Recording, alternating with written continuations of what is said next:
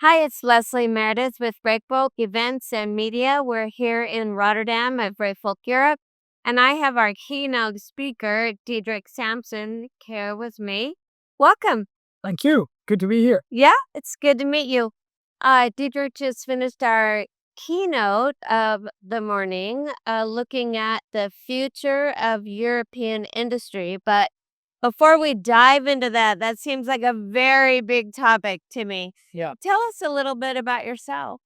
Well, as I also introduced myself on the main stage, 35 years ago, I joined Greenpeace as an activist because I wanted to change the world. And I discovered that you can change the world at Greenpeace for about 1.5 hours because that's how much time it takes for the authorities to Arrest you? listen, to stop your activity or arrest you or actually on a more sad note, that's 1.5 hours it takes for you to run out of fuel from your little inflatable dinghy trying to save a whale. Yes. And then the whale is shot anyway. And then you decide that if you really want to change things for, let's say, for the future, you need to go into politics. So that's why I became a politician after my activist life. But my activist life also, being at Greenpeace, learned me the love of the sea. Oh, really? Because I saved an enormous amount of time in much smaller boats than what is happening around. I'm sure. Yeah. Yes. So no, that's and after that, my last stint, and that was also the main topic of my keynote speech, was obviously my role as the architect of the Green Deal from the European Commission. The European Green Deal, this big environmental strategy for the whole of society, including the shipping sector. Okay. All right. So give us a time frame for that. When were you working on that? Between 2019 and 2024. Oh, So that, very recent. that was Okay. the last mandate of the Commission, as you know, or not, because Europe is quite a hidden piece of government. But every 5 years, the European Commission gets a new mandate from European elections. So I started after the elections of 2019 and I stopped just before the elections of 2024. Okay. All right. So tell us what that mandate is. Well, the 2019 start of the European Commission, and people tend to forget, but in 2019, the European elections all over Europe, but also in national elections in countries in Europe, climate change was a huge topic for several reasons. One of them being that strange little Swedish girl that sat in front of her school with a carbon cutout saying, "I'm not going anymore to school because you fuck up my future." In Swedish, it sounds nicer, but that was Greta Thunberg. And Greta Thunberg managed to not stay a lonely Swedish girl, but inspired millions, tens of millions of her fellow teenagers to take the streets, but also to pull their parents to action. And that helps. That works. As you might know, and I know from experience, teenagers are calling their parents to action is pretty pertinent. So those 2019 elections shaped the mandate for the Green Deal. The European Commission was tasked to develop a more ambitious environmental strategy than before, more long-term, more consistent, more coherent. And that's what we did with the European Green Deal. Okay. So how does that balance with concerns around energy security, as in the face of the Ukraine-Russia war, etc.? Very good question, because the interesting part of the last 5 years was that during those 5 years, mankind experienced two political crises of the biggest kind people can imagine: a pandemic and a war. If you ask somebody on the street what is the worst thing that can happen to mankind, the first answer is war, and the second is a pandemic. And we had both in the last 5 years. And normally you would expect an environmental policy to, well, let's face it, end up in the lowest possible drawer of the desk, because environment is not an issue when there's a real crisis. But this time was different because we discovered that, for instance, to become more secure for our energy supply, independent from Russia, we needed to develop our own energy source, our own energy supply.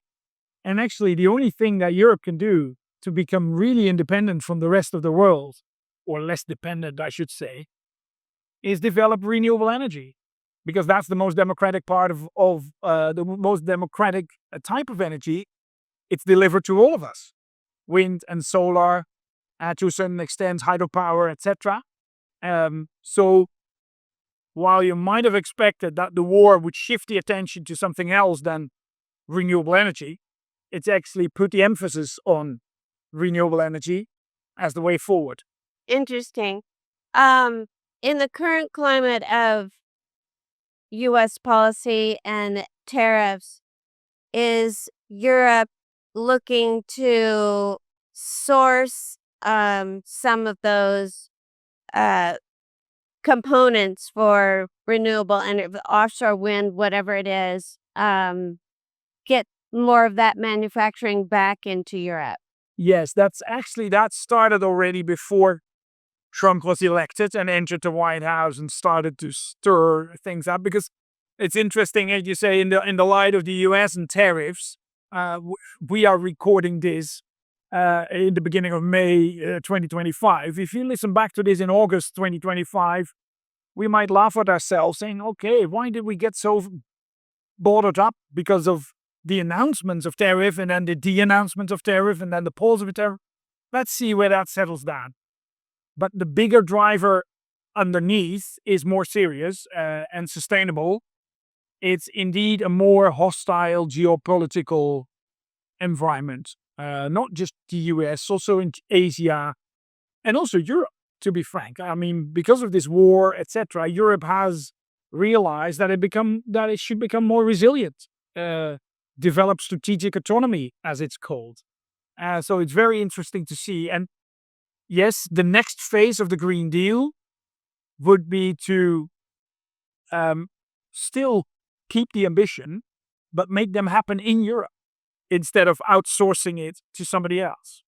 Because that was the tendency only 5 years ago, to say, okay, if we need solar panels, China's providing them. If we need electrical cars, China, Korea, Japan, maybe the US is going to provide them. And now we're saying to each other, no, no, no, we're going to make it ourselves. So that means invest in innovation, invest in development of industry, also the shipping industry. So it's a whole time shift. So, can the EU produce those things competitively, price wise? Yeah, it can. Not everything. So let's say the flat blue solar panels that you know from the roofs of your house or your street or your neighbors. No, that's China. I mean, they've managed to make mass production so cheap, and they did that with socks and bras, and now they do it with solar panels. But the next generation of solar energy is not just the flat panels that are blue, but it's much more amorph silicon or maybe other materials. Same goes for batteries. I mean, the current generation of batteries, yes, I guess the Chinese are beating us fair and square on that one. But there's a next generation solid state batteries, maybe completely different materials.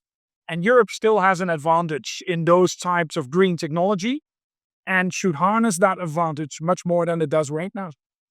Interesting. So, it sounds to me like you are pretty optimistic about the industrial future of Europe. Yes, I am. I am. Also, if you look at the bare facts, I mean, we tend to believe that Europe is already deindustrialized to a large extent. But let's face it, we produce twice as much steel as the US. We produce twice as many cars, triple the amount of ships, and double the amount of planes. That's what's produced in Europe. So our production, our industry is still healthy. Our challenge is to keep it that way. And that requires investments in competitiveness via decarbonization. So make it more sustainable, use less fossil fuels for the production process, makes you less dependent from other parts of the world, and in the end will make you more competitive. Excellent. Sounds like a great formula. Thank you so much for sharing it with us. You're welcome.